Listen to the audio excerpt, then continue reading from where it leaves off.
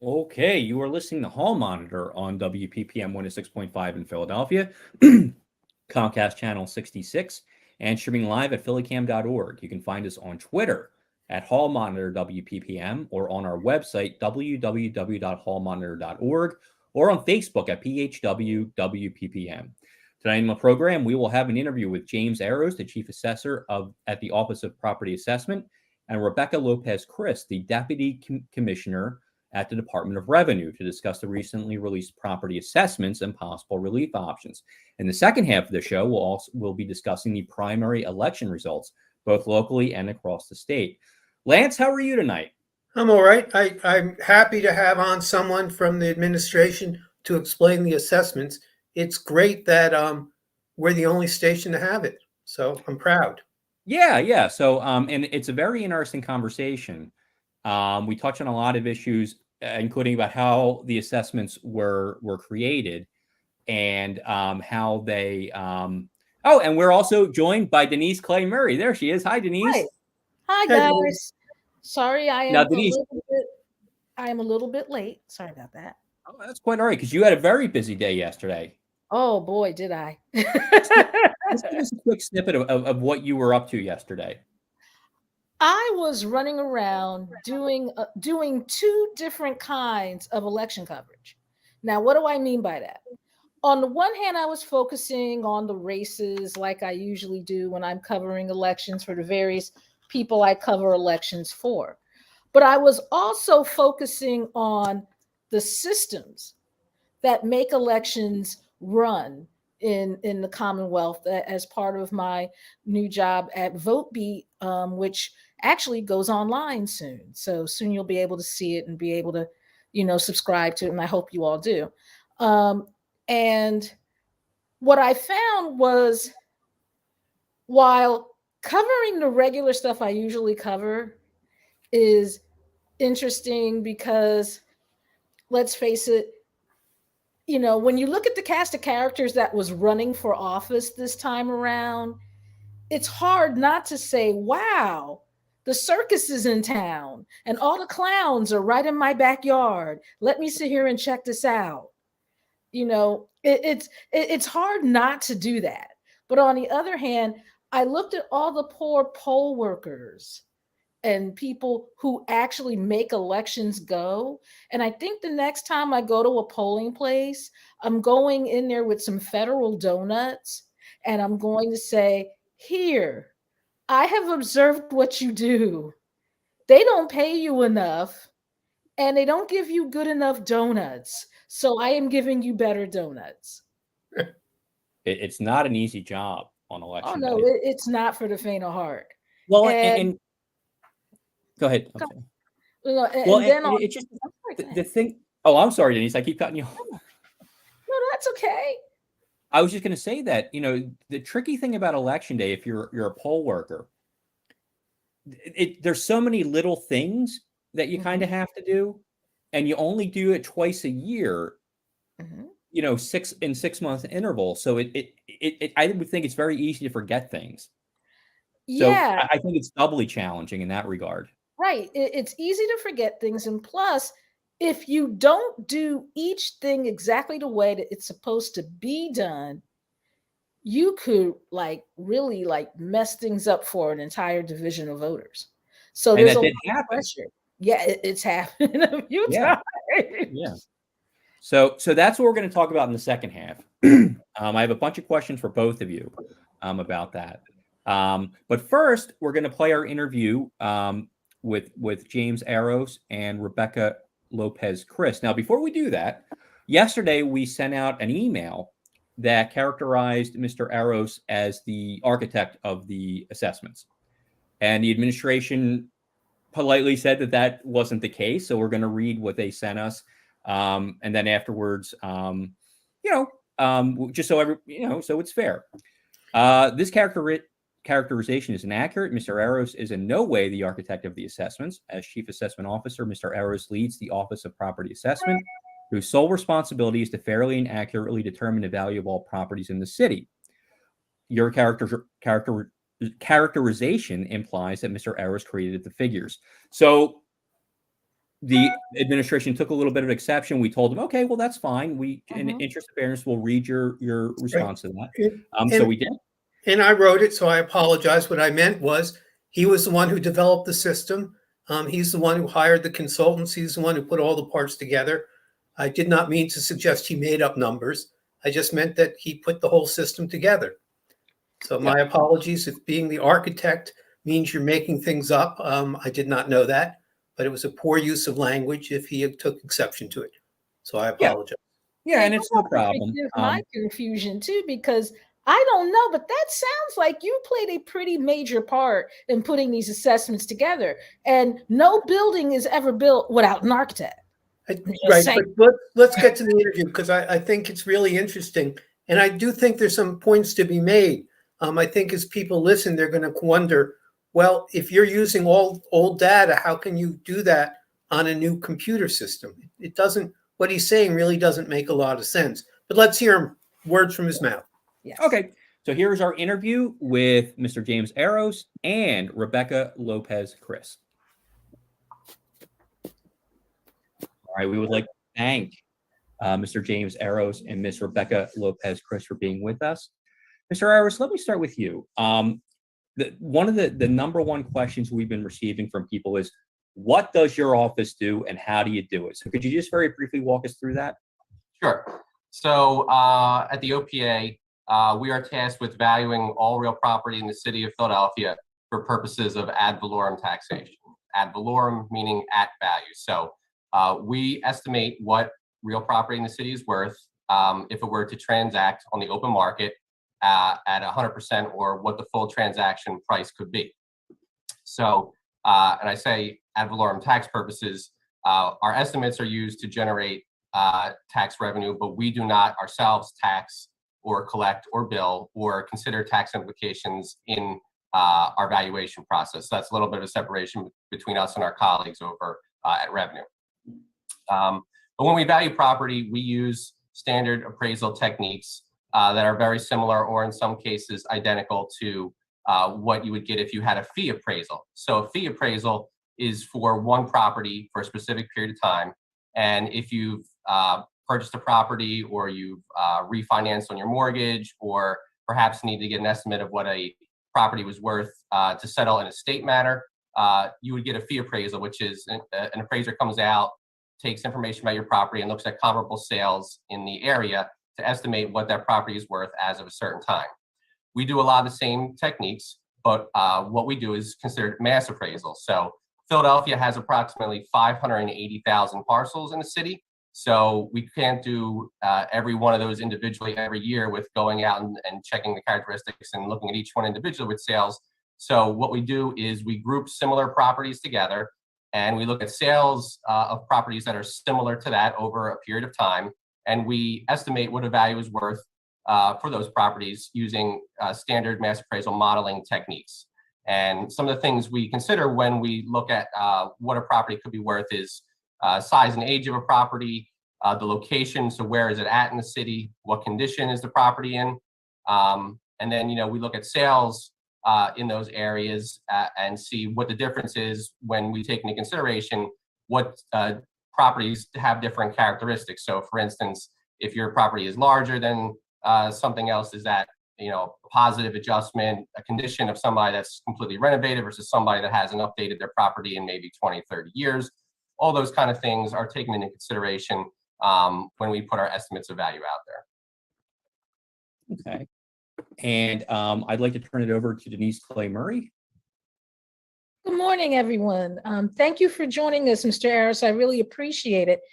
I guess my first question for you is, tell me a little bit about, do you have a civil service? Is this a civil service position, or does the mayor, did the mayor select you all? Did council have a say in your confirmation? My personal confirmation was that was submitted by the mayor, confirmed by council. Our employees here, for the most part, are civil service employees, so they're taking the standard city tests, specific tests in some cases for this office, but those are civil service appointees. Were you kind of surprised by some of the reactions that you've gotten from people in neighborhoods regarding the assessments and the changes in the taxes that people are looking at? So as I mentioned before, we're not looking at the tax implications specifically because we're tasked with getting the property values, our estimates as accurate as possible. And then the tax piece could go a number of different ways between council, the mayor, and any other relief measures. But I think what we've seen in the last few years in Philadelphia since the last reassessment has in some cases been what you might consider historic growth at a citywide level and in specific neighborhoods. So the fact that we've seen some significant changes in certain parts of the city does not necessarily come as a surprise in that, we expected that there could be some potential differences having read and followed what was going on in the market. And we know that individuals may not, know exactly what their neighbors' houses are selling for, or have a sense of what their own property may be worth if they've been living there for a long time and they haven't refinanced their mortgage, they don't have a recent appraisal. So naturally, when folks see potential for a significant change, I think that always makes them stop and think, okay, maybe I wasn't expecting this much, but over the last 3 years since the last time we did a reassessment, we've seen a lot of growth in a lot of sectors of the city. Now, in other counties, when they do reassessment, it's revenue neutral. Does Philadelphia do revenue neutral assessment? If not, why not? I can hop in here, AJ. So I think it's just important to remember that Mr. Arrows's job is, his sole purpose is to make sure that the assessments are correct. Like that is the whole thing. He doesn't worry about revenue neutral. He doesn't worry about, what city council might do for relief. His sole job is to make sure that those assessments are correct. And I think that nobody's surprised. Nobody is surprised about, given what we've all been through in the last few years and what we've all watched, and anybody who's tried to buy a house, nobody's surprised about some of the growth that we've seen in assessments. I think from the finance perspective, Philadelphia does not have any sort of like revenue neutral sort of clause in its real estate tax. But what I think is important is that the mayor has proposed a number of things to offer relief, where basically the gap, the additional revenue that we're going to see coming to the city and to the school district will go right back to taxpayers in the form of relief. So he's proposed an increase to the Homestead Exemption, so that will reduce the tax, real estate tax for homeowners. He's also proposed expanding something called the Longtime Owner Occupants Program, like the LOOP program, which protects folks who have lived in their home for over 10 years and meet certain income requirements. And also he's proposed reducing the wage tax. And so all of those things all together are basically cost the same as what the estimated increase in tax revenue. So if, you said that the idea is to make sure that the assessments are correct. How long did it take to do this series of assessments? Was it like over a few months? Was it a few weeks? How long did this take? Sure. So a standard assessment cycle, we start the process several months ahead of when we finish. So typically when we certify in the spring, and we will start that process sometime late summer to fall of the prior year.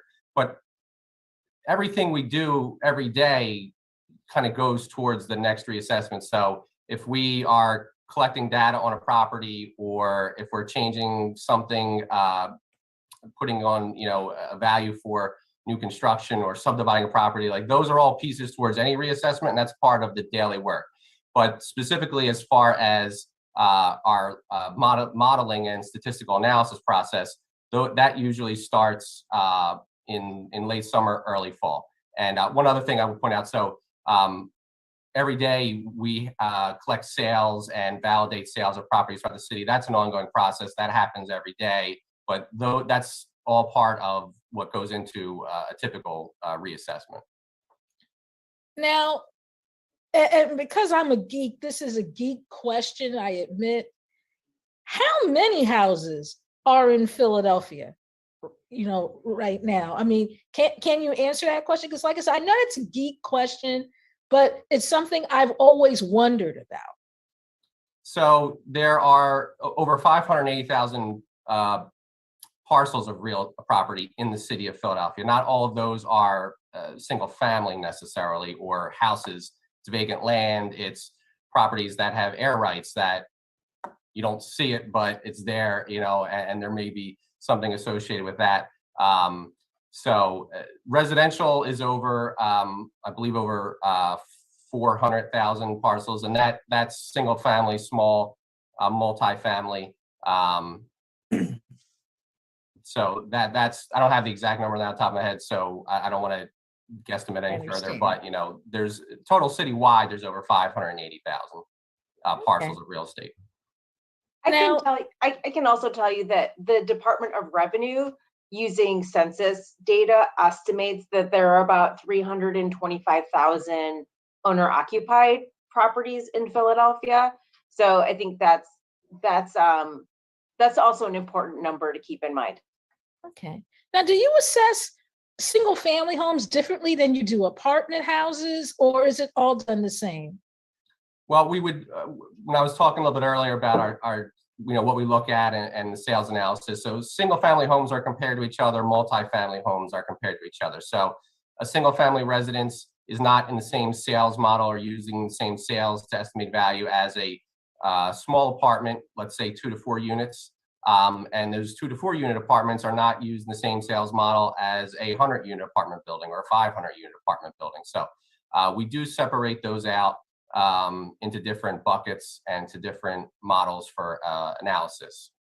Thank you.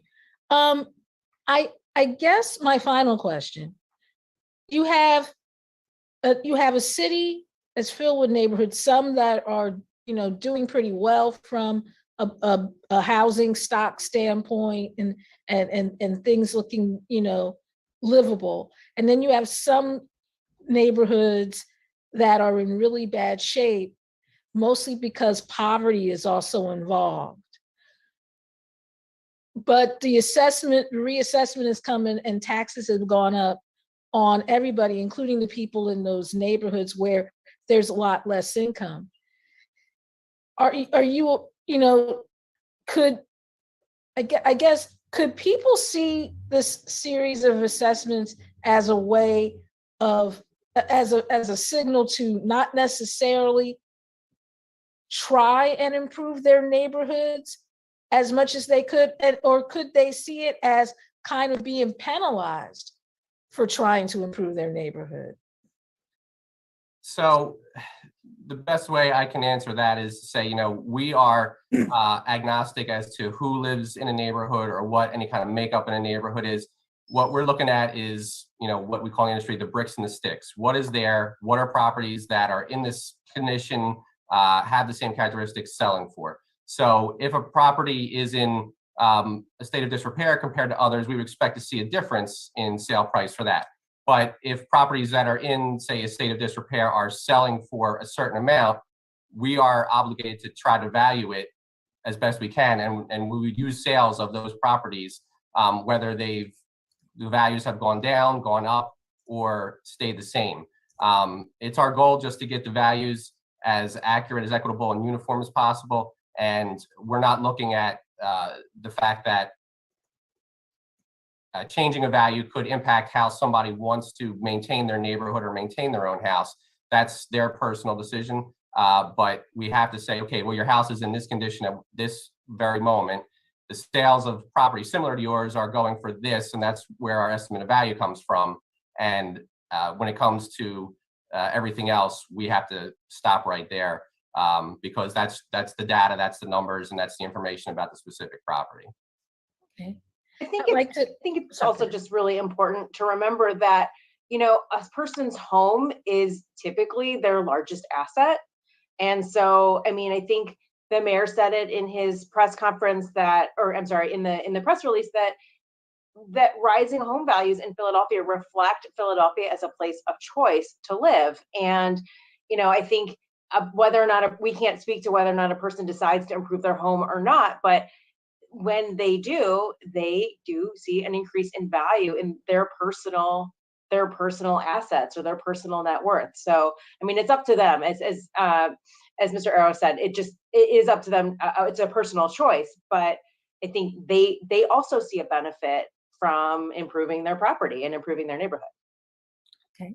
I'd like to turn this over to my co-host, Larry McGlynn. Thanks, Denise. And I have a geek question I want to ask too. And let me preface this by saying I probably won't understand the answer. I was an English major, so this is foreign territory for me. But what I'm interested in, can you tell us a little bit about the software you use to make these assessments and the algorithm that you've developed? Sure. So from a high level, we use what are considered in the industry standard modeling techniques. So we have a system known as CAMA, Computer Assisted Mass Appraisal, which we just implemented, which maintains a lot of the data and information about our properties. And then both in the CAMA and outside, we can use program known as SPSS, which is a piece of modeling software.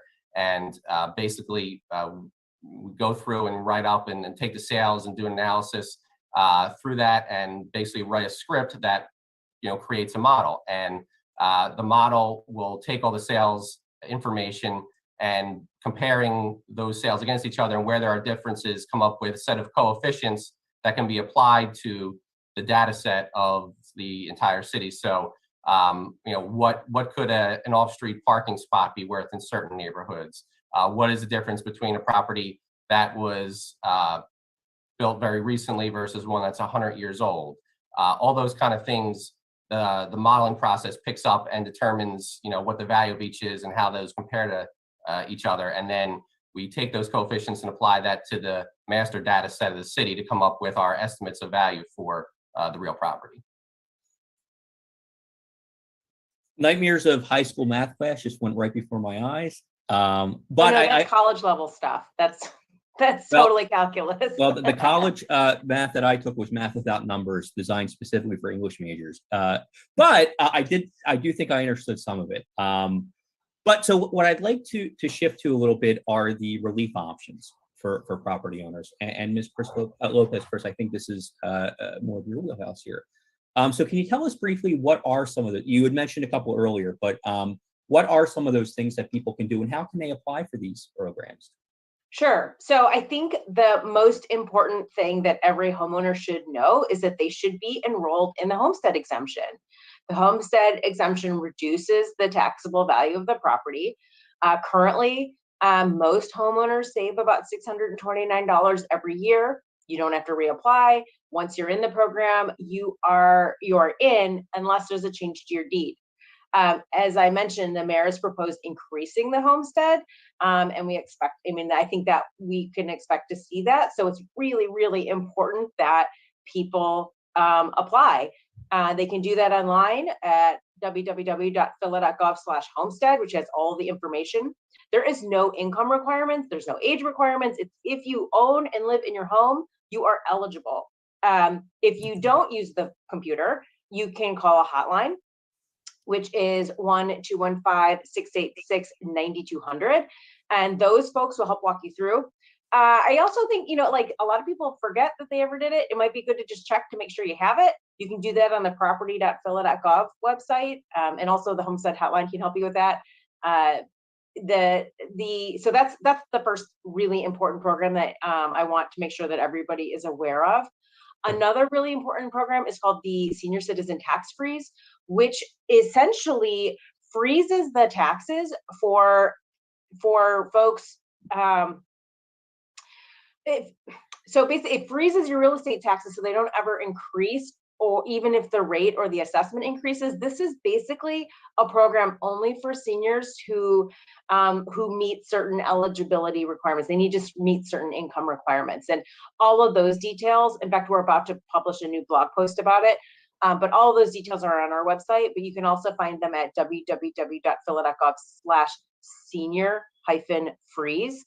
The applications and all that stuff is there.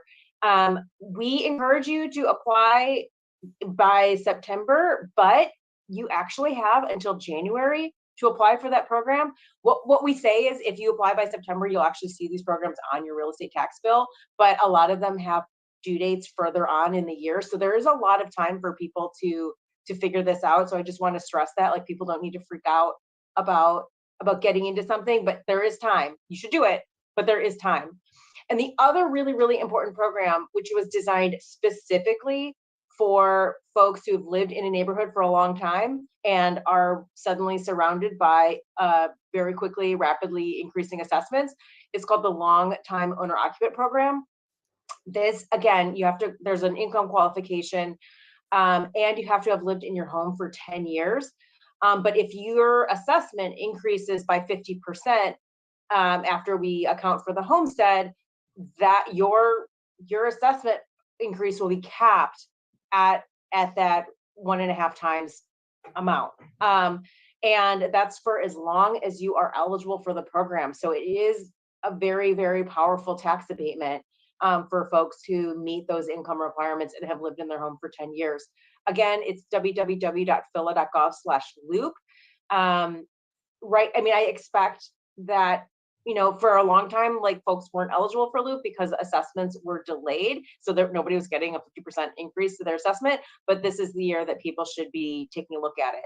And the calculation is a little hinky. I will completely acknowledge the calculation about whether or not you're eligible is hinky, but we've provided kind of examples on our website, and we also have a really great flyer that helps walk people through the math on that.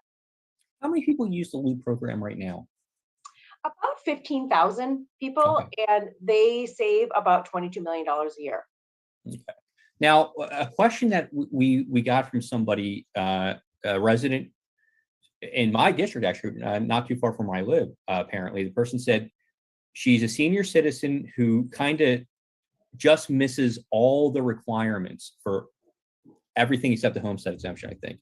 She just misses the requirement for the senior tax freeze and just misses Loop. So when we're looking at people who kind of slip through the cracks a little bit, what are some things they can be looking at right now to help possibly bring their potential bill down?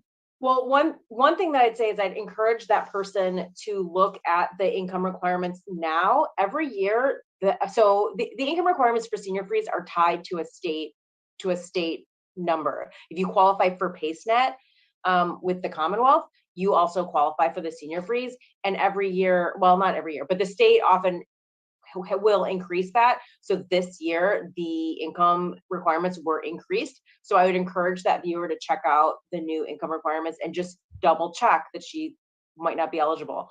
The other thing is, if you find yourself in trouble and you cannot pay your taxes, the city has very, very progressive payment agreements for folks who are homeowners.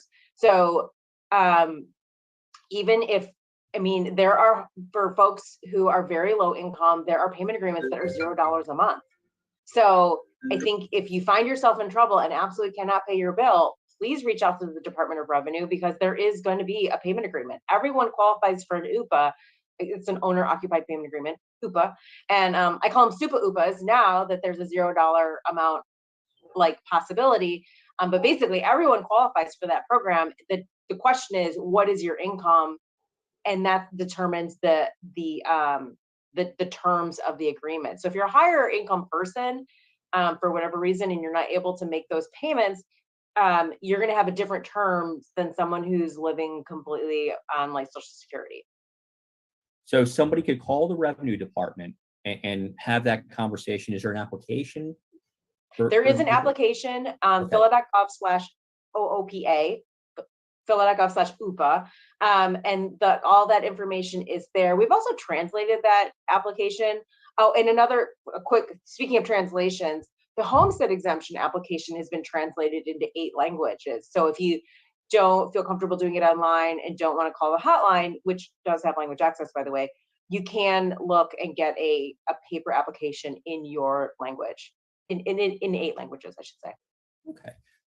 This may not be a question for either one of you, actually, but if you have an answer, if people have tangled titles, Mm-hmm.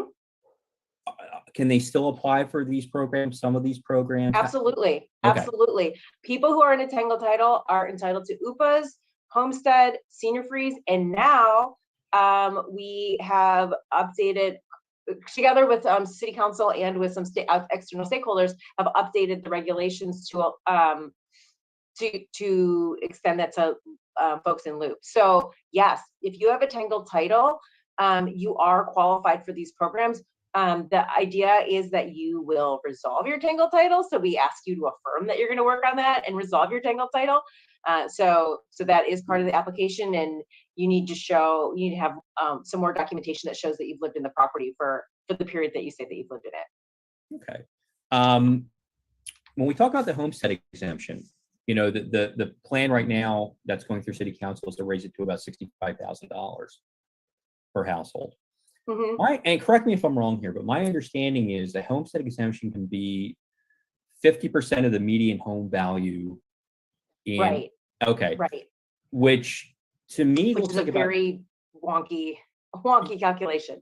And again, not a math guy. So, but my quick math found that the average or the median home value in Philadelphia is about 180,000, which would make the homestead possible to be up to 90,000. Mm-hmm. Do you think we could see that homestead exemption value raise over the course of this period of trying to be able to help people with these new assessments? I really can't speak to what City Council is going to do. And I think we won't know the final number about like that value, what is that median value, until we're able to get until the entire assessment data set is published. So I do expect to see a lot of debate about the issue. So I think people should pay attention. And no matter what, they should sign up for it. So and piggyback on that, we're in the process of calculating that number right now. So we should have that hopefully in the next week or so to the mayor and the city council. So that way, if there are any discussions about what that final number should be, that new median will be involved in the process. Okay. Mm-hmm. Did you ever consider automatic enrollment for homestead? We would love to be able to do that, but we unfortunately are not able to. We don't have the data. Like, we kind of have an estimate of the number of people who are an owner occupied person, like household, but we don't know, like, just because it's a residential property, we don't know if it's owner occupied. It could be a rental, it could be vacant, it could be somebody's home that they don't live in all the time. Maybe they have a second home, but they live in Florida or something. So without a person telling us that house is their primary residence, we don't know. I mean, that's just what I would love to be able to do, is to encourage people who are buying a home to live in, that they just do it right as part of their settlement process, or part of their closing process. I don't know how I ever would make that happen, but we are exploring auto enrollment in other programs though. So if you apply for an UPA or senior freeze, and we see that you don't have homestead, we will automatically put it on your property. Like, if you qualified for those programs, you have to be owner occupied, so you should have homestead. So we'll auto enroll you in those programs. We're also working, so if folks don't know, the city also has some really, really great water affordability programs. So we're also trying to work with the water department and look at, if we know that a person is qualified for the senior water discount, they should qualify in many cases for the senior freeze. The question is, how do we figure out if they're actually own their home? So we're working on ways to cross enroll folks. And I mean, and you might see that in a lot of our applications. We've even updated the signature language. Like, we might use this information to enroll you in other programs, which is sort of legalese that we were required to put in there so that people understand that we're working on that. And the last thing I'd like to ask you, and this is, again, maybe this is kind of a crystal ball kind of question looking down the road a little bit, but the current assessments that just came out last week really didn't, I think maybe only incorporated the first quarter of 2021. Is that about right? And the rest of 2021 wasn't really. So yeah, so the cutoff date for any sales information would have been June 30th of 2021, but due to some lags in getting the data in recording and based on when we have to sort of start our analysis, we had very little 2021 data that went into these assessments. So these assessments, for the most part, are reflective of market movements through the end of 2020, with some limited 2021 data incorporated as we were able to. But as I mentioned, we were not in a place to have like the full first half of 2021 available to us by the time we had to start the process for the reassessment. So the concern that we've been hearing from people is, okay, we didn't have 2021 necessarily reflected in this assessment. A lot of houses went for a lot of money, more than they'd ever gone in certain neighborhoods before. The next assessment, whether it's 2022 or 2023, could we see a similar kind of increase because of these inflated home values?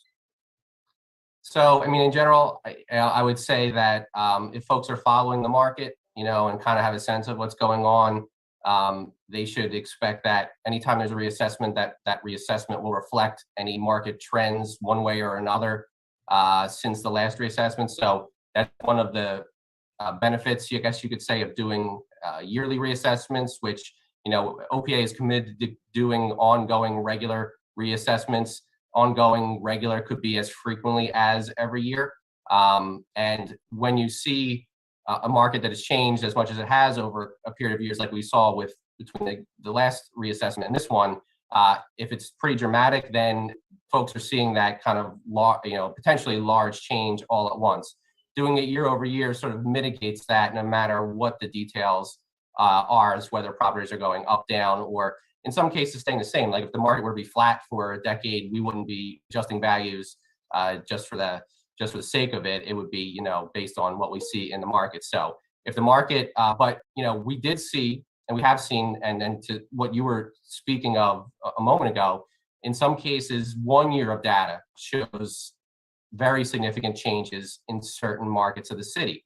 So if we were to do a reassessment using any new data, all of that would be incorporated in the process, and we would expect that new assessments would be reflective of any market trends. Well, Rebecca Lopez, Chris, and James Arrows, thank you so much for being with us. Yes, thank you very much. Thank you. And we would again like to thank James Arrows and Rebecca Lopez, Chris, for being with us and walking us through the process and telling us about some of these relief programs that currently exist, which we're going to put in our newsletter. So this week when the newsletter gets out, we're going to have a whole section dedicated to where you can find these programs, the requirements. And, there are going to be some things on the horizon. I would expect City Council to take action before the end of this session. Right. And in full disclosure, my neighborhood group, which I'm the treasurer of, has circulated a letter to all the RCOs asking them to contact council people, saying that what's happening here is neighborhood groups like where I live, which is Hawthorne, who banded together 20 years ago to close down some of the drug houses, to stop the short dumping, to really make the neighborhood more livable, are now being hit with assessments that are so high that the very people who did the work are being forced out. So that being said, I thought we're very fortunate to have those two guests on. And I it's always awkward to say that we're doing a better job than anyone else, but nobody else is doing this type of reporting, and I'm proud of that. That being said, I'm hoping in the next couple of weeks we can get on a tax lawyer who can talk about how you can challenge the reassessment, because nothing that either of them said talked about that. And there is an informal challenge and a formal challenge. I also thought some of what they said was very confusing. They told us that they have an estimate of 325,000 owner-occupied homes. And then they told us they don't know which homes are owner-occupied. So I'm not sure which it is. Do they have an estimate? in which case they could automatically enroll all those people who they estimate? Or is it that they don't know and that 325,000 number is really not accurate? We were told by Mr. Aros that they're using a brand new computer program to create these reassessments, but we're also told that the data is coming from 2020. So again, I'm a little confused if we're just now using this brand new computer program, how we are using data from 2020 in a new computer program and whether that makes any sense or not. In addition, the idea that somehow this is all automatic based on some sort of algorithm without telling us what's in the algorithm makes it very difficult for people to understand. Let me give you a concrete example. They talked very specifically about which block they put us in. So I live again in South Philly in Hawthorne. So is my neighborhood going to be put in the Center City District? Or is my neighborhood going to be put in the South Philadelphia district? We're 2 blocks below South Street. Either one would be a choice, and either one you could argue for. But it would make a huge difference in what the assessment was for our neighborhood, depending upon which block they put us in. And there's no answers for that because they're kind of saying, well, this is all a computer program using modeling and using what's accepted practice. And finally, those technical terms that nobody really knows what they mean, suggesting that these are real, somehow values. And they're not real values. What they are estimated values. The only way to actually know what your property is worth is when it is sold, when a buyer and a seller have an arm's length transaction and agree upon a price. That's what economists teach us. If you go to school to study economics, if you get a doctorate in economics, everyone will tell you that the only way to know what the actual value is at the strike point, the point at which it's sold. So these are nothing other than estimates, and estimates can be argued, can be disagreed with, and you can get 2 people who see an estimate differently. Hiding behind an algorithm suggesting that this is the only accurate estimate is, again, misleading, and I hope we'll get someone on in the next couple of weeks to talk about what should you do if you find that what you're being asked to pay is unreasonable. And by the way, 15,000 people on loop. If we are being told that there's 325,000 owner-occupied homes and there's only 15,000 people on the loop program, which is what we're saying is going to be a hope for some people, we're talking about less than 5% of the people who are going to be getting the 31% on average increases being eligible for the program. And from polling our neighborhood, I think that 5% is high. I think we're going to find it's really only 1 or 2% of the people who are going to get qualified for loop, and everyone else is going to be at a loss. But we do hope everyone applies for the homestead exemption. It would be nice if they automatically did it, and there's no reason why they can't. The behavioral economists know that there's a tremendous difference between what's called an opt-in program, which is where you have to make an affirmative decision to get into it, versus an automatic enrollment, which means that everybody's enrolled, and that always has a much higher percentage of people using it. Meanwhile, you have like a block of people that, because they bought brand new construction, aren't paying anything in taxes. Their homes aren't being reassessed. None of that is happening for them. And yet, they're sitting in homes that are worth as much in some cases as $1 million a shot. Right. And those new homes force up the neighborhood values. Mm-hmm. So when they do that assessment, what they're looking at is what is the market value in the area they ascribe to you. So somebody who can pay more because they're getting a 10-year tax abatement ends up costing their neighbor more in property taxes. So not only do they get the benefit of the 10-year tax abatement, they actually increase the property assessments for their neighbors. That's true. Okay. So we'll get on someone to talk about how they fight it, and hopefully we'll get on a council person who will talk a little bit about why we don't have a revenue neutral reassessment. I thought it was interesting. She said, well, we don't have anything that requires that, which is a lot different than we can't do it. All she said was, we don't have anything that requires it.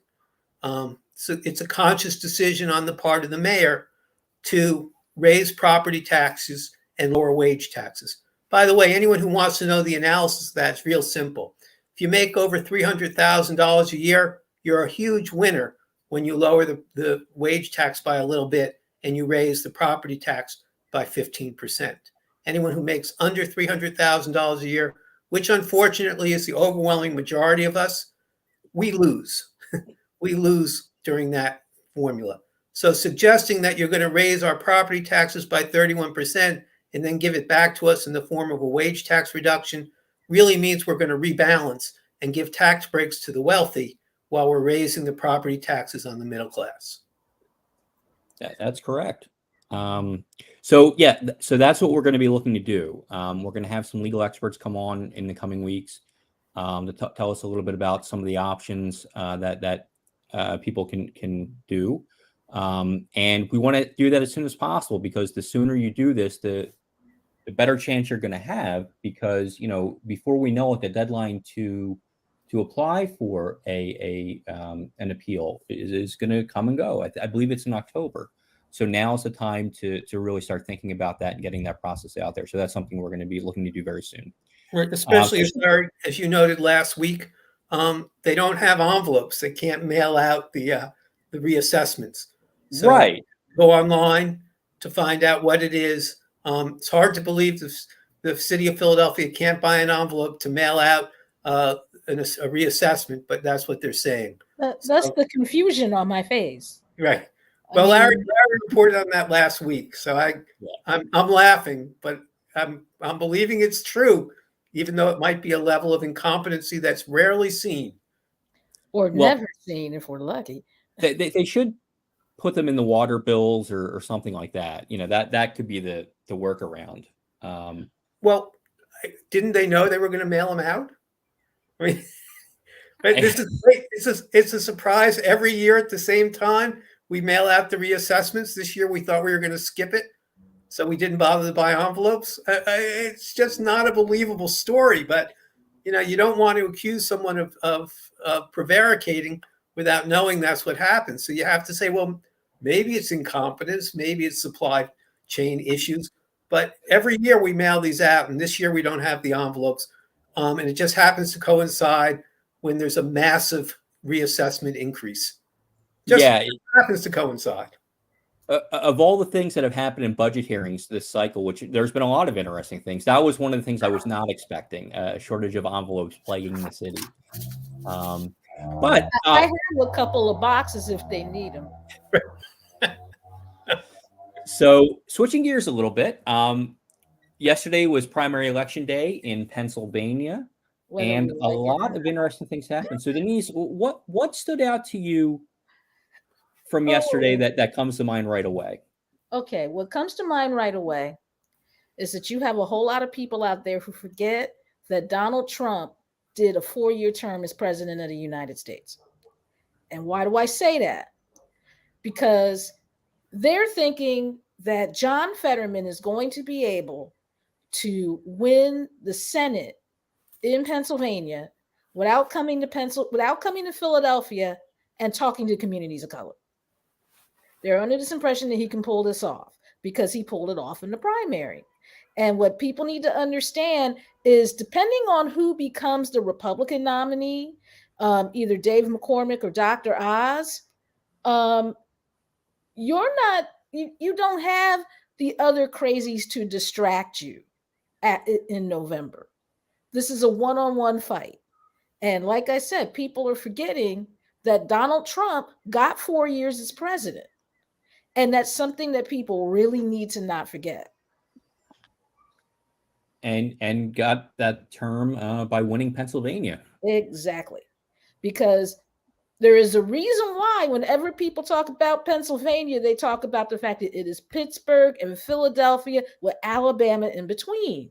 I spent a little time in Pennsylvania's Alabama section yesterday. It's exactly what you think. These are the people who are glad that Doug Mastriano, a person who for all intents and purposes should be brought before the January 6th committee and on his way to federal prison for sedition.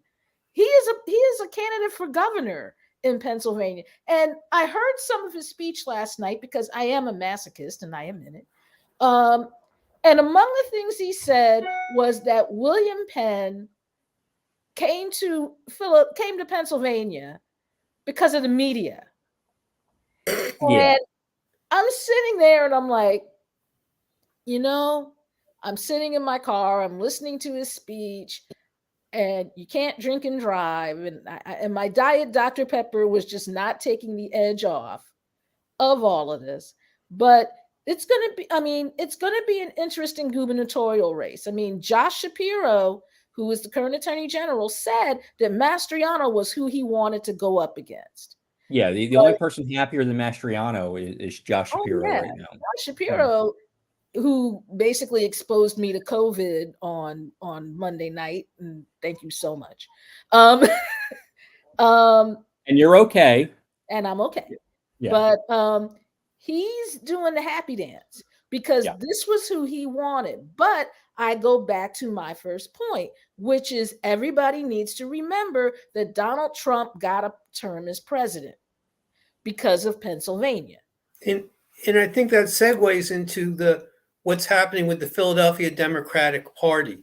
One of the things that people were excited about was there were a few candidates that were being supported by the Democratic City Committee who were running against progressives who were incumbents. And there was a fair amount of discussion that, well, the Democratic City Committee is losing its power. Now, I don't think the election results show that. I think there are a number of cases where you see the Democratic City Committee with a good candidate easily won. For example, Ben Waxman was supported by the Democratic City Committee, and he got over 40% of the vote in a four-way race. We have another example in the 21st Ward where an incumbent was run with, and the candidate who ran against the incumbent, Pam D'Alicio, ran with the support of the Democratic Party. And that person, again, a charismatic candidate, Tariq Khan, got almost 60% of the vote. Yeah, I met him yesterday. And so when we see good candidates, we see winners. And the loss of the Democratic City Committee power is there, it's happening, but it should be something of concern to progressives who want to defeat the Trump candidates in November. Who's going to get out the vote? Who's going to organize people to register? Who is going to do all of that work if the Democratic City Committee falls apart? And I do think that there's one big loser in the election, and that is the loss of the esteem of the Philadelphia Inquirer, which put almost all of its efforts into defeating the ballot question number 1, which changed the composition of the Zoning Adjustment Board. And they were very much opposed to allowing council to have a say in who's on it. They opined against it. Their editorial writer, Mr. Pearson, spent a lot of time on Twitter attacking community groups for wanting a say. And they actually had an attack piece on Council President Clark in the paper, attacking him for putting out a mailer telling people that there's this ballot question and here's how we thought they should vote. And with all the energy and all the importance of the Philadelphia Inquirer, the ballot question passed by over 70%. I think the other big winner that we're not really looking at is the Republican Justice Department, which put in jail John Doherty and Bob Heenan. The Democratic City Committee really has not found people to play that role any longer. And we can see that in some of the races where in the past the electricians union would have played a role, there's no one who's filled that space. So I think that we ought to be those people who want to make sure that everyone in Philadelphia is registered and everyone gets out to vote have to start thinking about how to do that if they're right that the Democratic City Committee isn't what it once was. You see, the problem that I sometimes have with my little progressive friends is that if you don't have something to replace what you are trying to take out, it's not going to have the effect you want it to have. And they don't have anything to replace it. And these folks are so busy saying, oh, well, the establishment and the elite. And the thing is, I have never been elite in my life.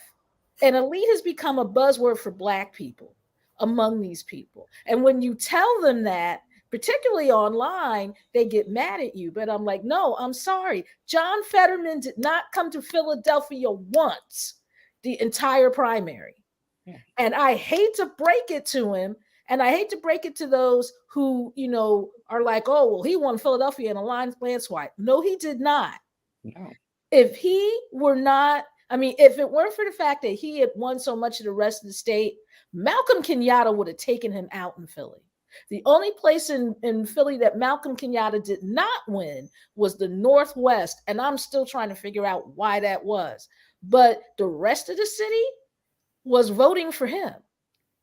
But, Fetterman had so many other places, it really didn't matter. But if he wants to win the Senate seat in November, he needs to not only come here, but he needs to be in rooms filled with city residents that are going to ask him questions he doesn't want to answer. And the one question I have for him is, does his definition of the working class include city people? Because every definition I've heard this man give of the working class does not include people like us. And I'm like, if you think that people like me are going to vote for you as the working class candidate, and you don't even want to acknowledge that we're working class, kick rocks and flip-flops down the street, because that's what's going to happen. And you were talking about people who it was surprising, that the city committee endorsed that actually won.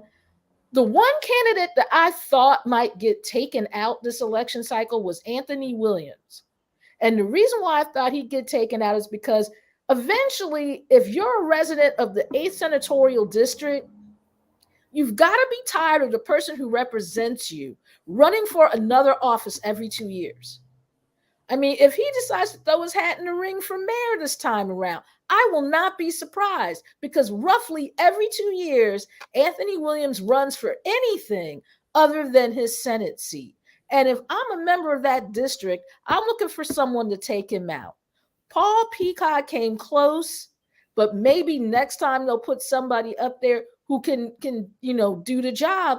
Or maybe this will be the event that makes Anthony Williams decide that maybe it's time that he actually start being the senator of the 8th Senatorial District and not try to be, the placeholder of that district while he is looking for something else to do. And I thought, I'm sorry, and it go might ahead, also Denise. be a good idea for him to lose Jeff Yass's phone number. I'm just saying. That might be a good idea. But I agree with you, Denise. I thought there was a real potential there for that seat to change hands, more so than the seat that did. Pam Delicio's seat. She lost her primary. I didn't really necessarily expect that, although I wasn't following it that closely. But it was still interesting nonetheless. Okay, well, we're almost out of time here. But any final thoughts about primary 2022? Well, again, it was a good night for some of the progressives. It wasn't the end of the Democratic City Committee, but there has to be some thinking about what comes next if people want to make sure Philadelphians are registered to vote and come out to vote in the November election, because nobody has stepped up and taken the place of the fundraising and the organizational structure that was supplied by the electricians union. Yeah. Okay. Well, we'd like to thank everybody for joining us tonight. We'd also like to thank James Arrows and Rebecca Lopez-Chris for being with us. We'll be back next week on Hall Monitor.